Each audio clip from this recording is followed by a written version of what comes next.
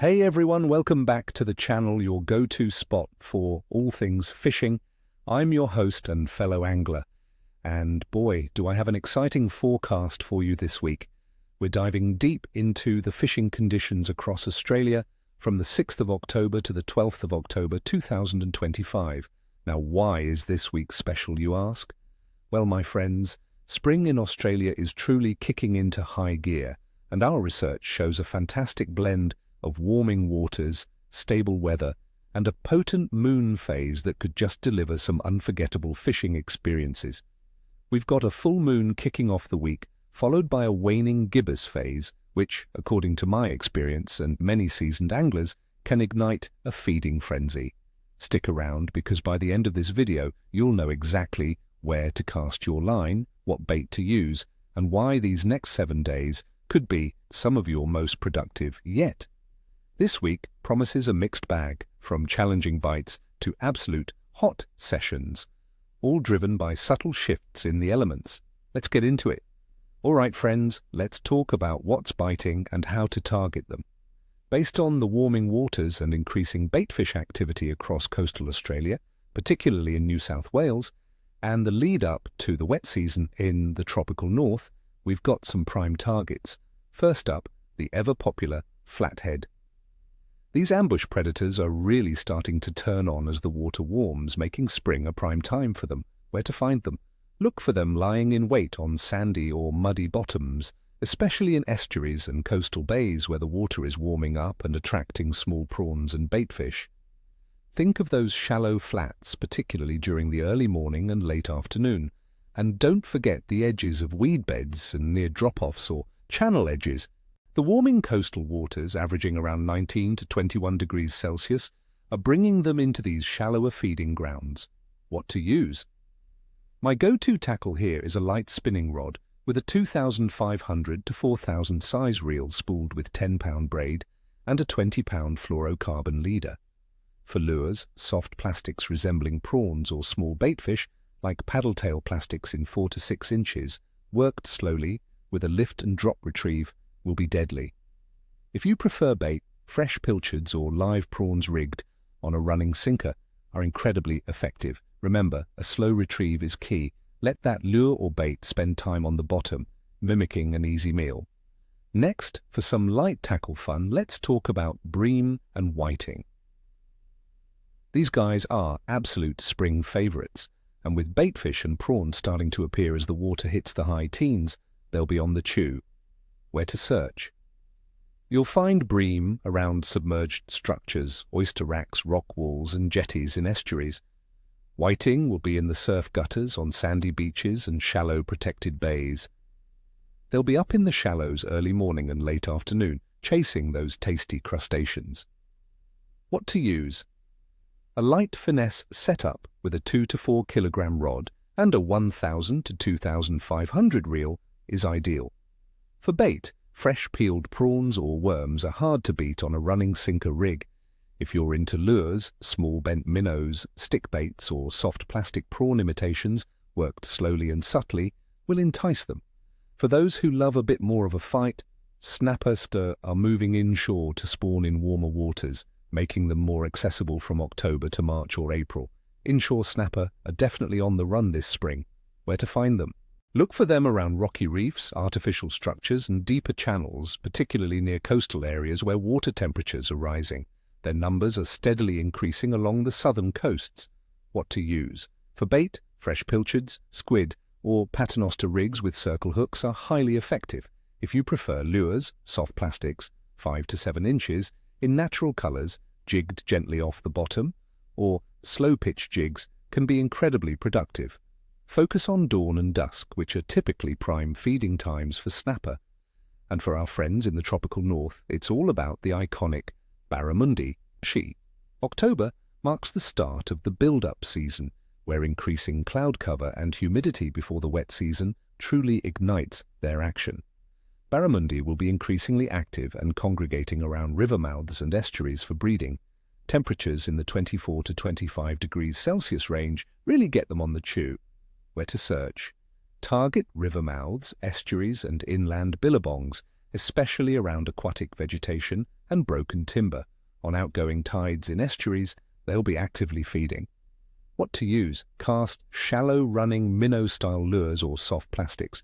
If you're hitting the billabongs, working noisy surface poppers, or trolling along moonlit lily pads in the cooler evening can lead to some thrilling strikes. Remember, during breeding season, it's especially important to carefully release those big breeders to maintain healthy fish stocks. Now let's break down the overall conditions for this week, because understanding these elements is key to a successful trip. The weather outlook. For much of coastal and temperate Australia, we're looking at generally stable and pleasant spring weather. Air temperatures will be very comfortable, ranging from around 14 to 23 degrees Celsius, cooler mornings climbing to warm afternoons. There's a low chance of significant precipitation across most of the country, making for mostly sunny days. The average wind direction for October is predominantly from the north, which usually brings stable conditions.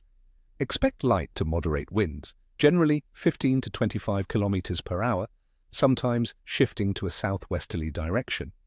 Crucially, the atmospheric pressure is forecast to be stable or slowly rising across many areas. Stable or slowly rising pressure is often a strong indicator of good fish activity, as it makes fish feel more comfortable and active.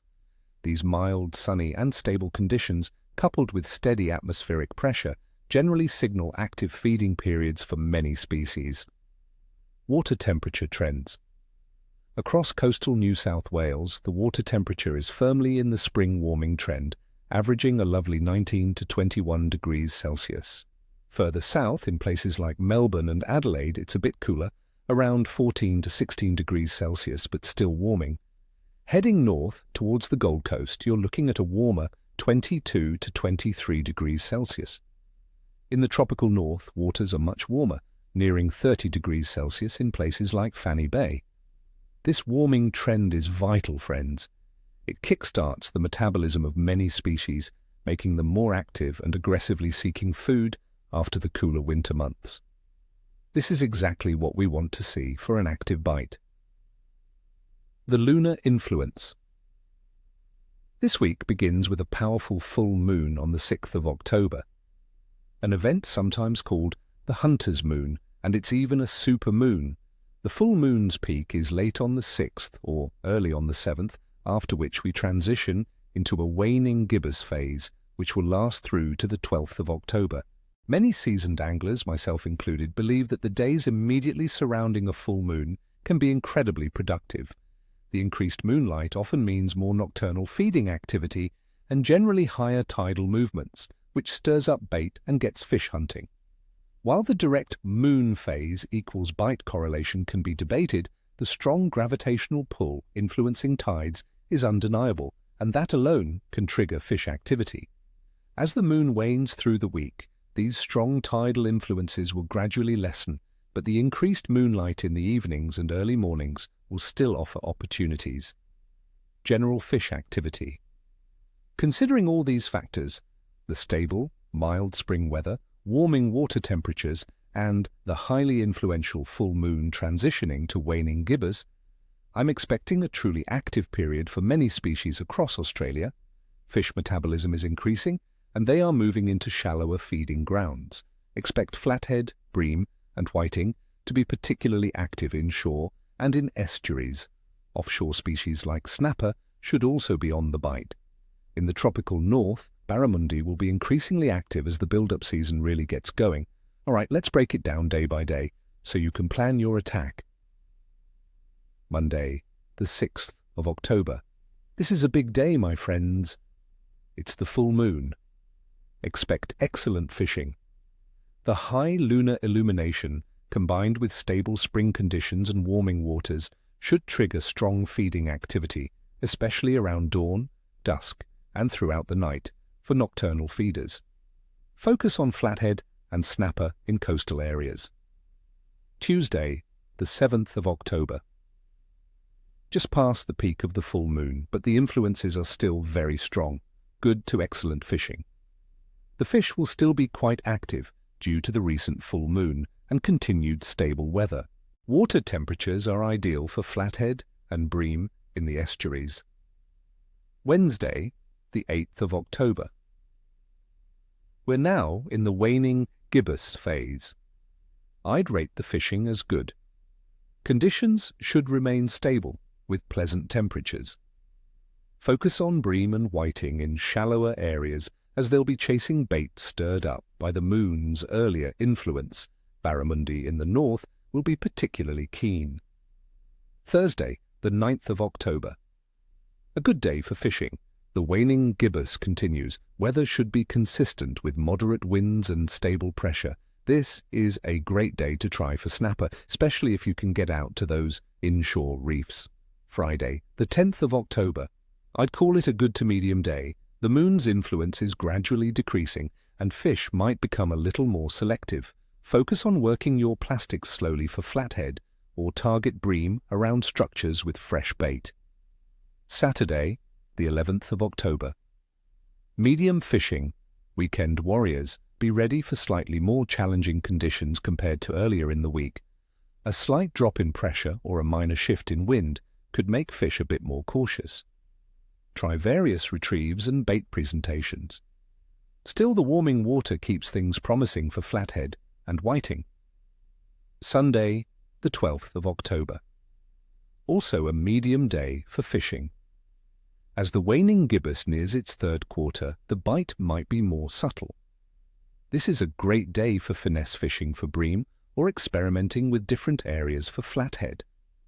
Barramundi in the north should still be active, responding well to varied retrieves. There you have it, my friends. Your detailed fishing forecast for the week ahead. I wish you all tight lines and, as we say, neither tail nor scales. Go out there, enjoy the beautiful Australian spring weather and make some unforgettable memories. Don't forget to share your adventures with us. What are your fishing plans for this weekend? What's your secret lure or bait for spring flathead? And what's the biggest fish you've caught on a full moon? Let us know in the comments below. Don't forget to hit that like button, subscribe if you haven't already, and ring that notification bell so you never miss another forecast. Until next time, stay safe and keep those lines wet. I'll see you on the water.